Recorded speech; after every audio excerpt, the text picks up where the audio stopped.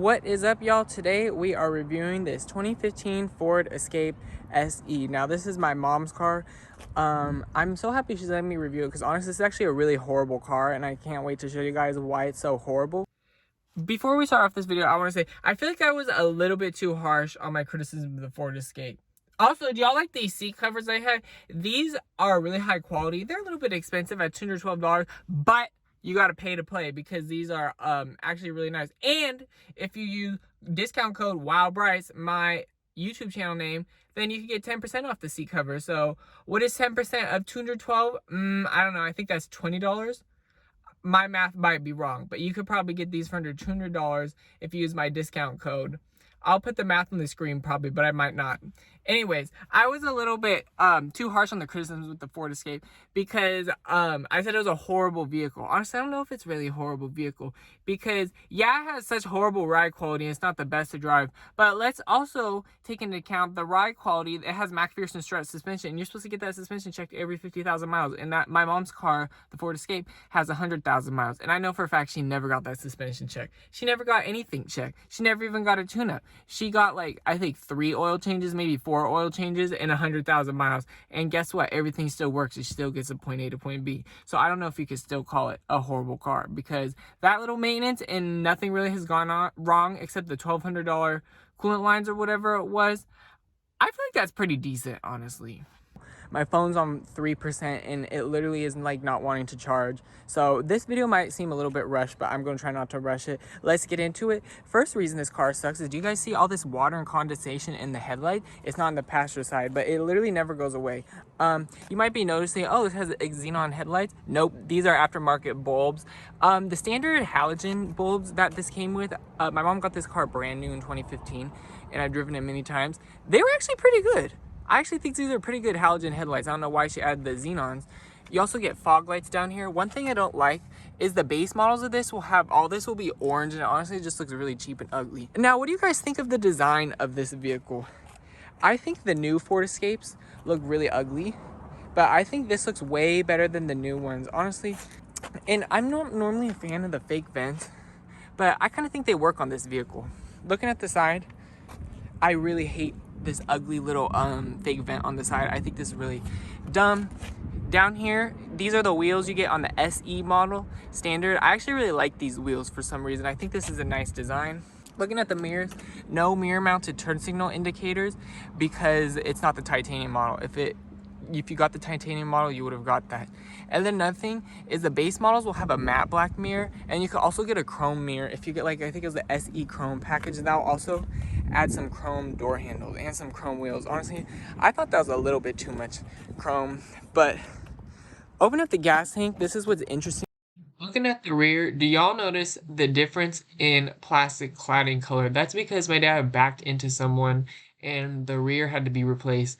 And obviously they used some fake parts because it has definitely faded more than the rest of the plastic cladding. Looking at the rear, I definitely like the design. No LED taillights were available for the pre-refresh. I think they should have added that on the titanium, but it's whatever. This is a 2015. You kind of don't really expect that. Looking down, I like how every model except the base model will give you these dual exit exhausts. And of course, we're going to show you an exhaust clip.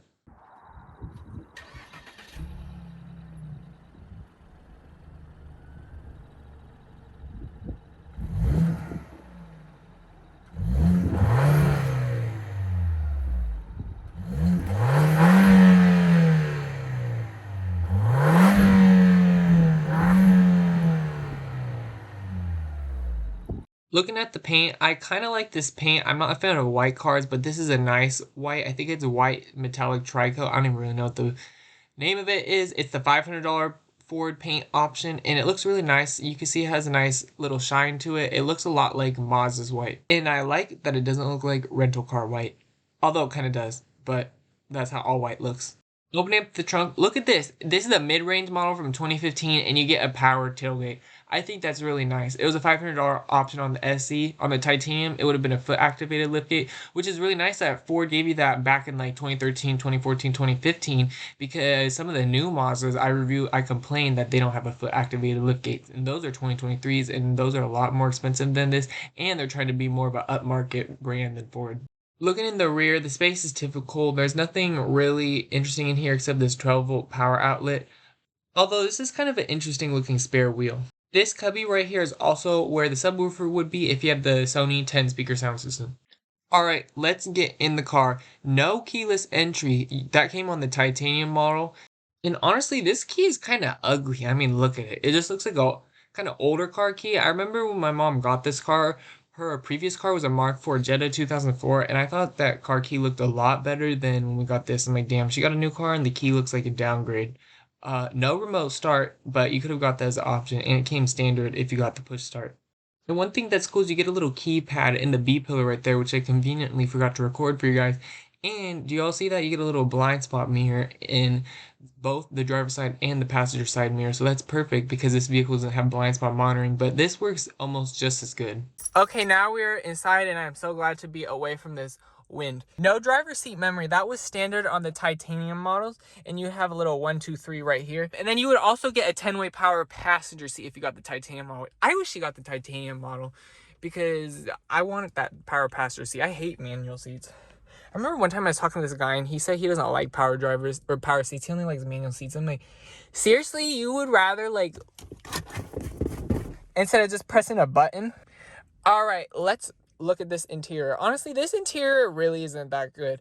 I mean, it's a Ford and it's 2015. I feel like it's kind of what you expect. This is some nice soft material. It's actually really soft. Lots of scratchy plastic. This feels like some vinyl, but it's a soft place for your arm. I like this little metal accent. And here's one thing that's really nice is you get one-touch windows for all four, but they removed that feature in the in the refresh. So they made it in the refresh, it's only one touch down. I'm like, why would they remove that? That's so stupid. But here's the issue with the car. Not it being key to start. We got to turn on the key though to show y'all one of the issues. Here's another reason why this car sucks. Okay, one touch down, blah, blah, blah. Yeah, it works. Let's try to roll it one touch up. It doesn't work.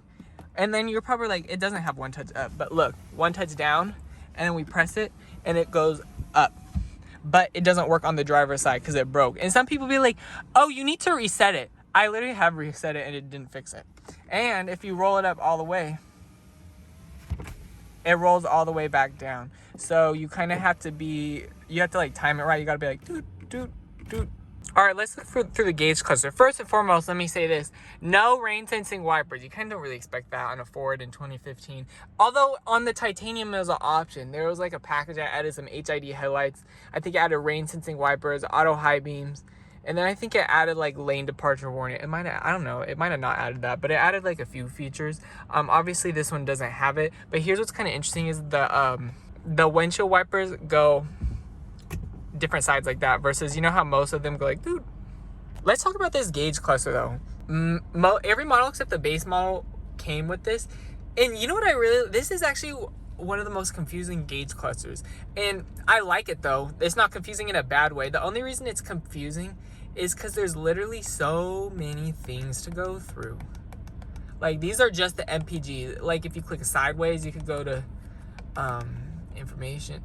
There is literally like so confusing. I'm not even kidding. I've driven this car many times, and every time I drive it, like it's just almost overwhelming with how much little menus there are in here. I don't really like how there's not a traction control off button, but that's whatever. See, like, look at all you're just constantly clicking through menus. Ooh, you could put navigation info in the display. Bro, this car is 8 years old and I just found that out. Probably because it's not my car. If it was my car, we would have been found that out. What if this is my mom's car. What if I just started messing it all up and putting like liters and like changing it to the metric units? She would get so confused, and I know she'd get so mad and she wouldn't be able to figure out how to change it back herself. You got a compass? See what I mean? How, I guess it's not confusing. It's just overwhelming. There's just so many little things to go through. Let's talk about the infotainment. This infotainment is absolute horrible. The refresh models added like a Sync 3, and I've used the Sync 3. Why are you looking at me? I've used the Sync. Oh, somebody's directly behind me. Bro, they better not get out the car and be like, what are you doing here? I'm making a car review. I don't even think they will. I'm just going to ignore them and keep making this review. Anyways, I reviewed the Sync 3 because my dad has an Expedition with the Sync 3. And that's a little bit better. It's still not that good. But the reason why this infotainment sucks so much is because it's so laggy and not responsive. The other thing is trying to connect your phone to Bluetooth is literally the most difficult process. Not because it's like, oh, you gotta do this, you gotta do this, you gotta do this. It just doesn't want to connect half the time. And then if it does connect, it doesn't want to play music. That happens so often. I'm not kidding.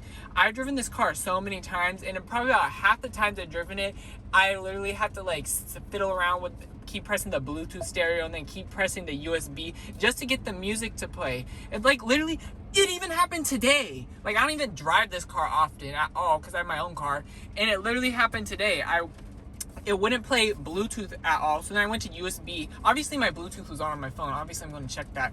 The USB wouldn't play, and it was plugged in. And then I went to FM. FM wouldn't even play, and I changed the station a bunch of times, and no sound would come out.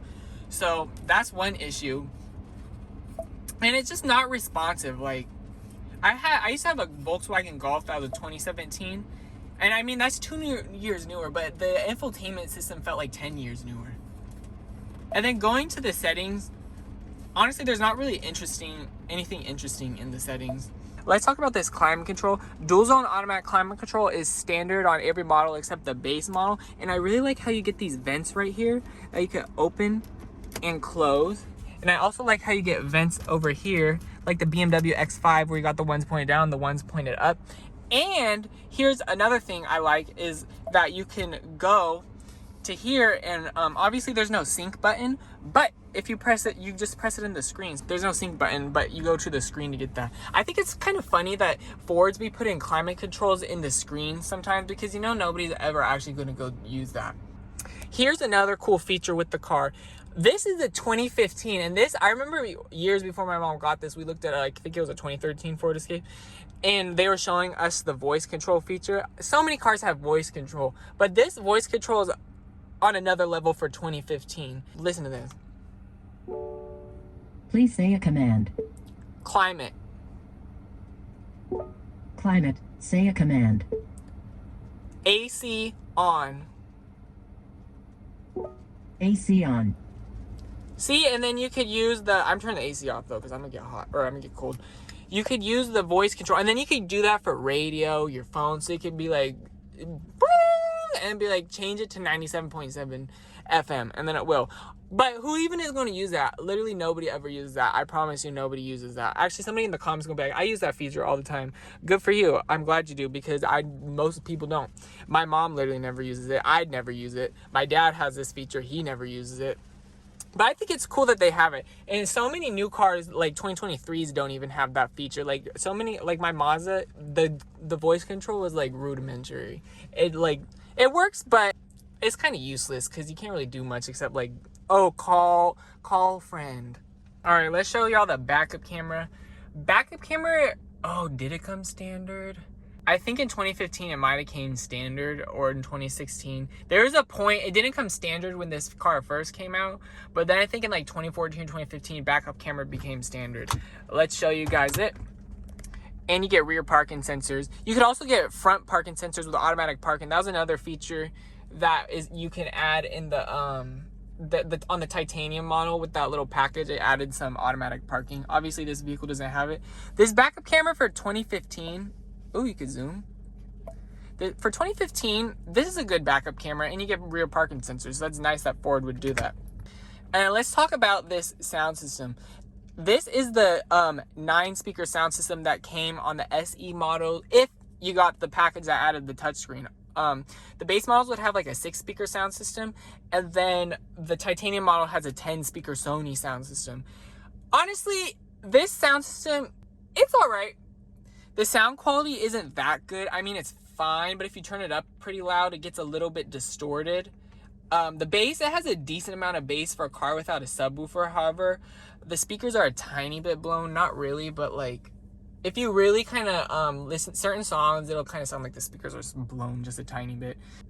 It gets a little bit loud. It gets loud enough, honestly, because it's not a branded sound system. This isn't the highest sound system, so honestly, it gets loud enough.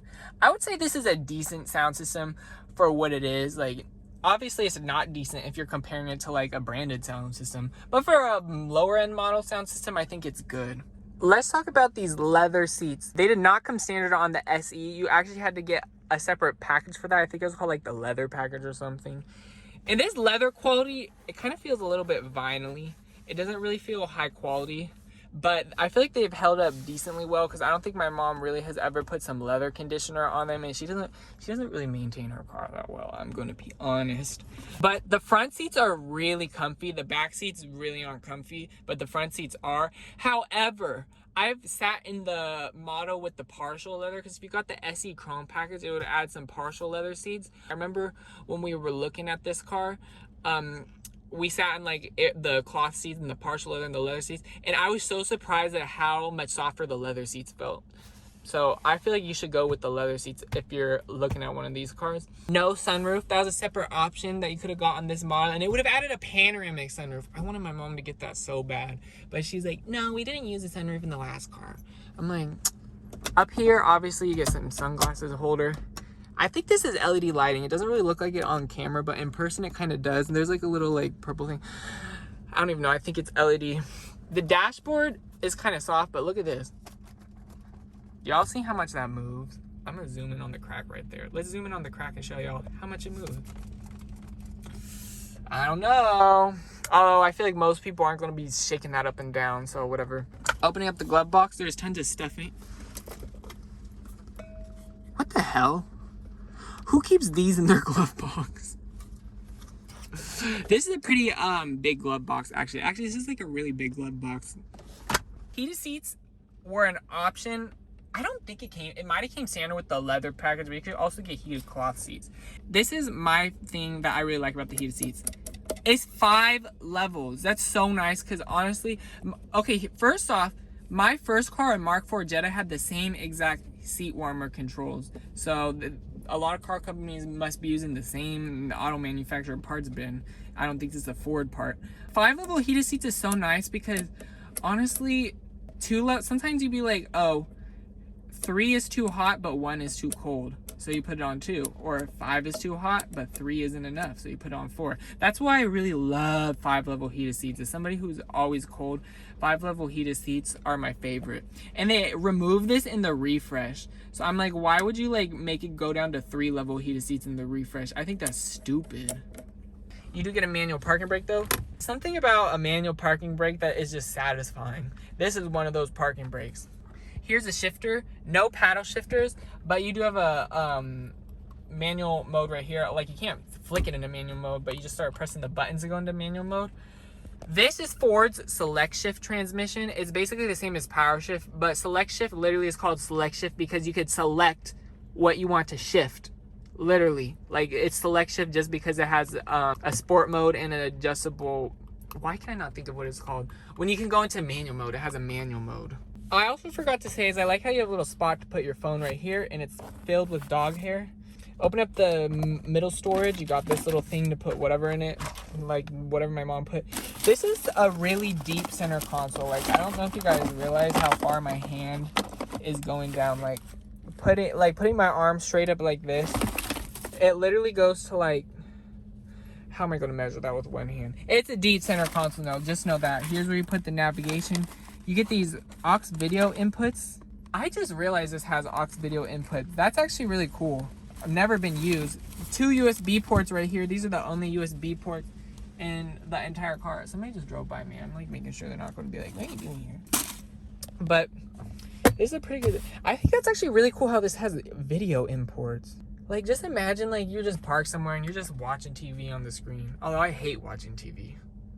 All right, y'all, we are sitting behind myself in the back seat, and here's how much space I have. I actually have an okay amount of space. Obviously, I've ridden back here many times, and I have no issues riding back here. And you can recline the seat. I mean, you can't, like, recline it a lot, but, like, watch. Let me remove it up. Oops. Look at that. This is how much adjustability you have in the reclination of the seats. That's one thing I complained about in the Mazda CX-5 review. The seats don't recline like these. And I remember, I think I drove a pre-refresh Mazda CX-5 in 2021. The seats reclined like these, but then the 2023 didn't. But then somebody in my comments said the seats never recline. So that must have been like some kind of like Mandela effect. I don't even know. But I like how you get tons of storage in here for your cup holders. This isn't really a nice back materials back here.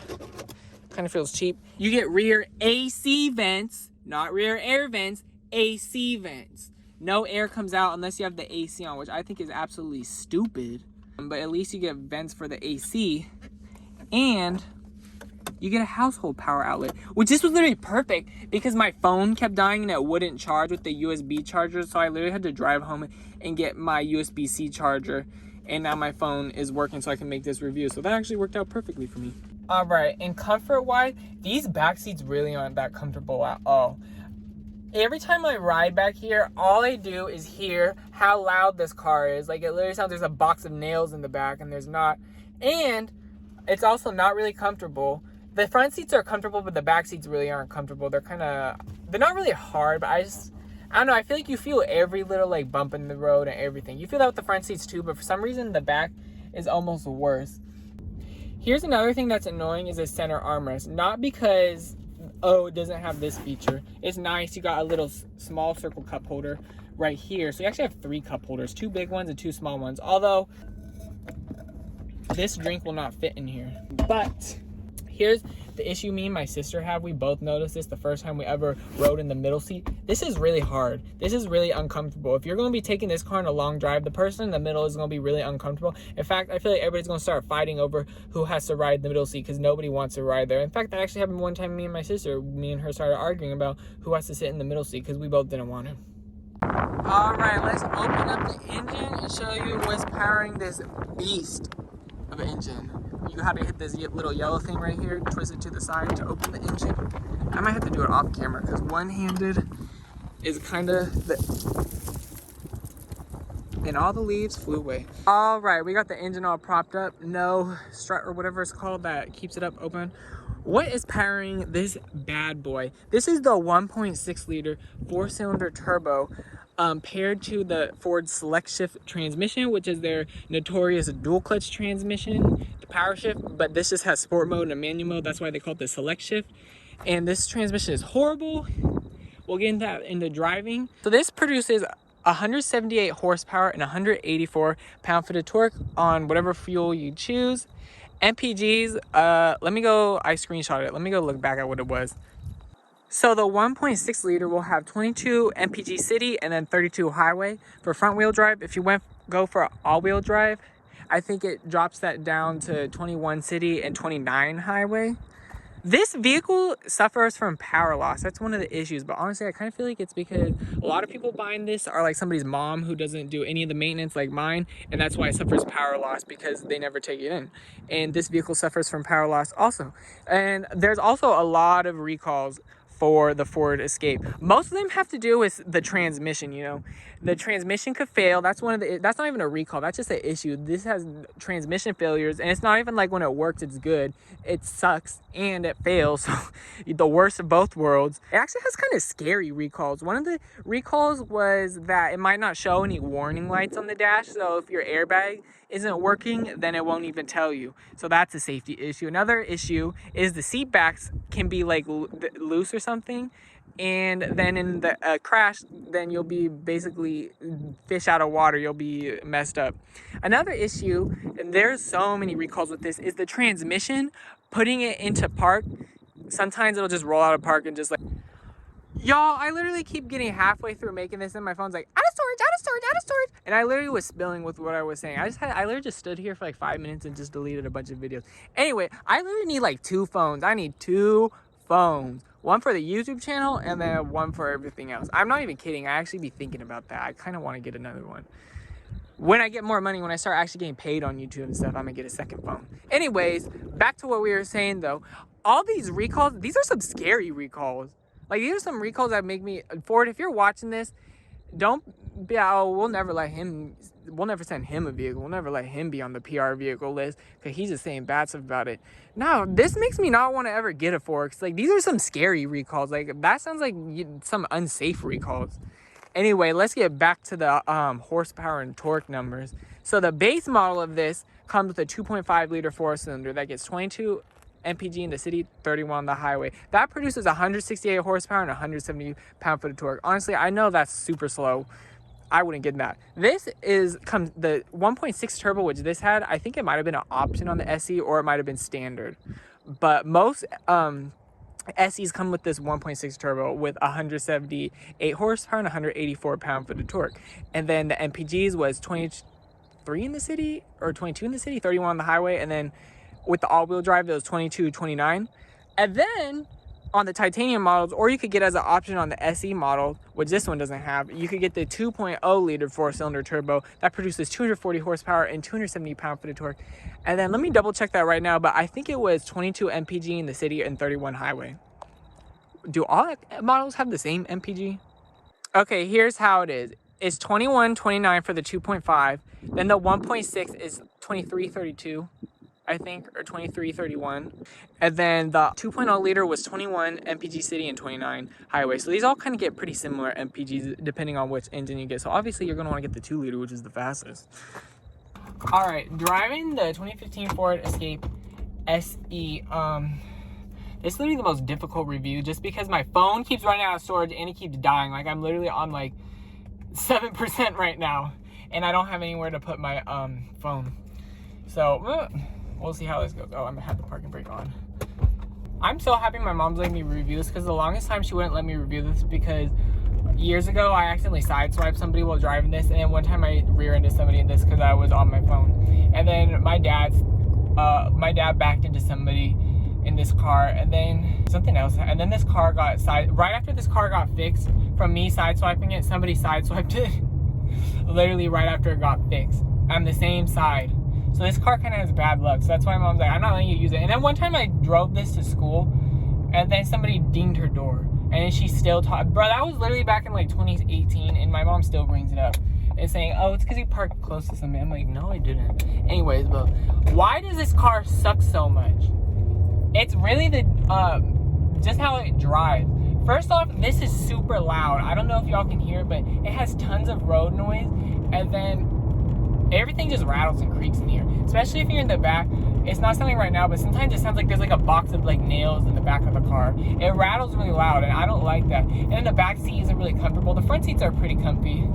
Acceleration wise, 178 horsepower, 184 pound-feet of torque.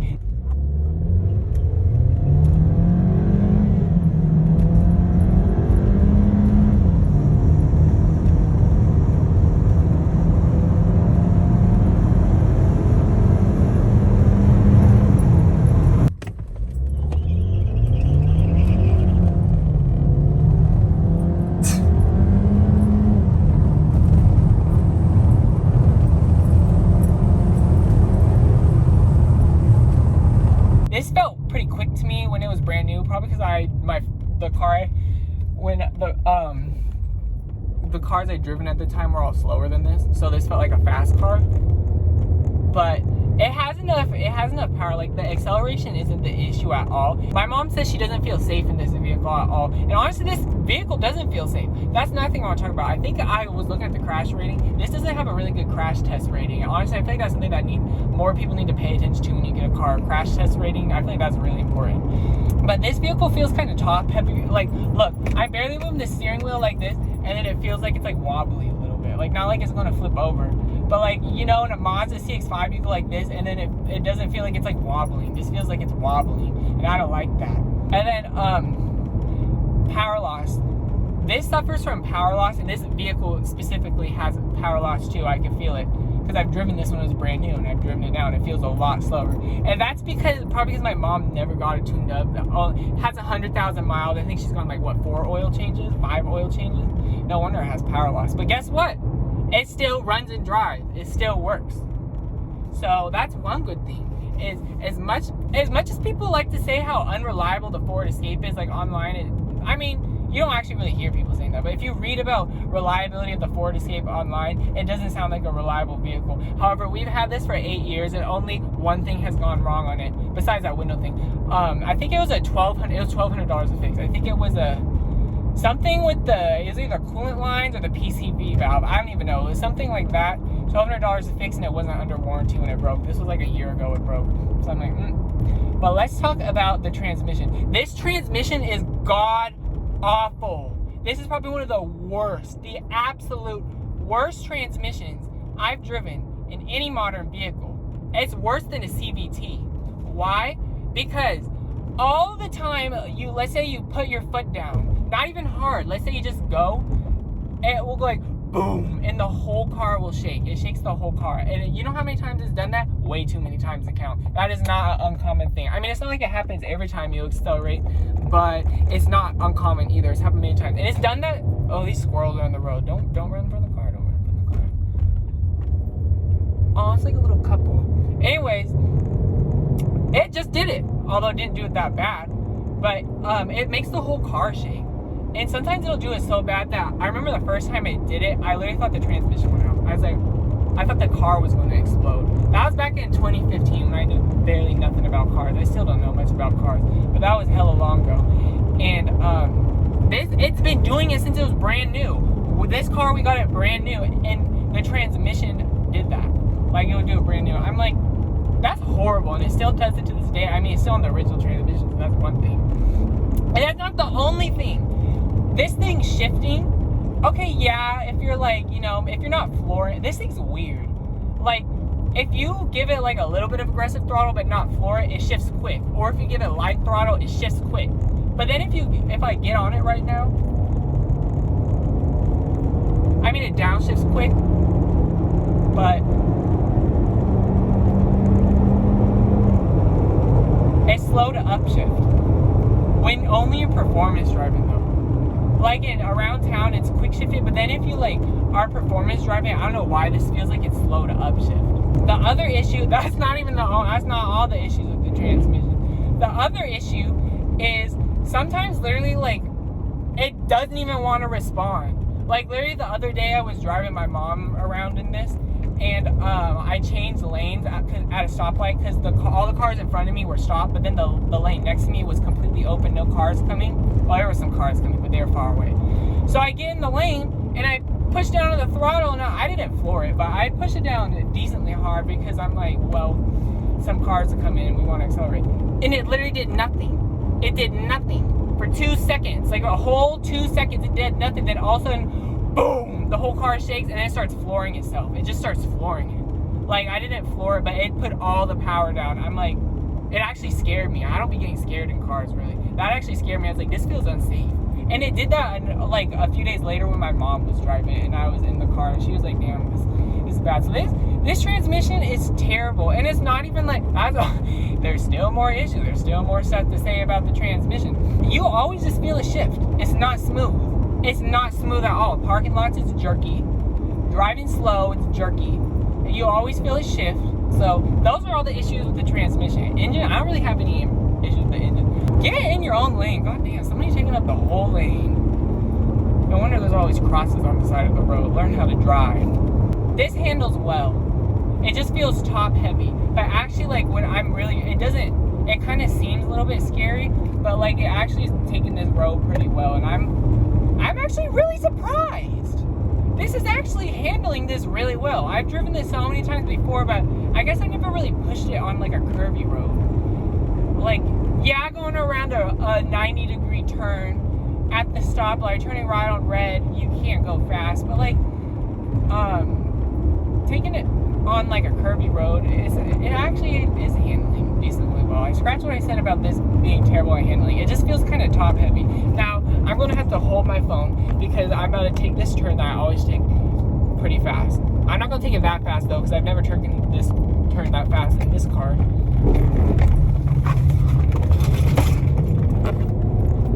Okay.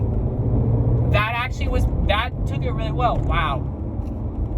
You know, this car has McPherson strut suspension. I don't know that much about suspension, but I know that the McPherson strut's pretty good. Not as good as I think it was a multi-link? The McPherson strut, but I read that some of the best driving cars have McPherson strut suspension. Most like sporty cars and race cars, all that crap, have multi-link, but McPherson strut is good because it doesn't take up much space, and it makes the vehicle handle well. And I guess this is making the vehicle handle well. This car just feels top heavy. Let's talk about ride quality. This has horrible ride quality. I mean, it's not no like, performance car where the ride quality beats you up all the time, but you feel every little crack in the road. You go over you go over a manhole cover, you're gonna really feel it. I just went over some construction. Y'all hear how much the car made noise? This car is loud, the engine's a little bit loud, and the ride quality isn't that good. This car, the engine, you actually really hear the turbo. Like, the turbo is actually pretty loud, especially if you have the window down. I'm not going to roll it down because all you guys are going to hear is wind noise. But the turbo is actually pretty loud, and you hear it more than the engine sound. Earlier, I drove this, and this car was making a whining sound. And I never heard it make that before, and it isn't making that now. So I don't know what that was about. MPG-wise, this doesn't feel like it's that good at gas because it's always putting it in boost. However you drive, it's always putting itself in boost. So the MPG actually kind of eats up gas a little bit quickly. Oh, I'm taking it on this curvy road. It handles well, but it doesn't feel as confident as a Mazda CX-5. That's what I'm noticing. Like, yeah, it's taking the turns well. It just doesn't feel that confident. It feels top heavy and it feels kind of scary. I also forgot to talk about the brakes. I really like these brakes. These brakes are really good. They feel pretty responsive, and they feel like they stop in time. So honestly, I have no problems with the brakes. Yeah, they're kind of touchy, but I feel like most new cars' brakes are touchy. Honestly, they just seem like they're pretty good brakes. Would I buy this car? Definitely not. Do I think you should buy this car? No, honestly. I wouldn't recommend this car to anybody. I mean, if it's a hand-me-down, there are worse cars out there, but there is definitely better cars out there. I wouldn't recommend this car, honestly. I would maybe, if the transmission, I would actually recommend this car if the transmission wasn't as bad. It's really just the transmission and then how it has kind of a bad safety rating. Honestly though, I don't know,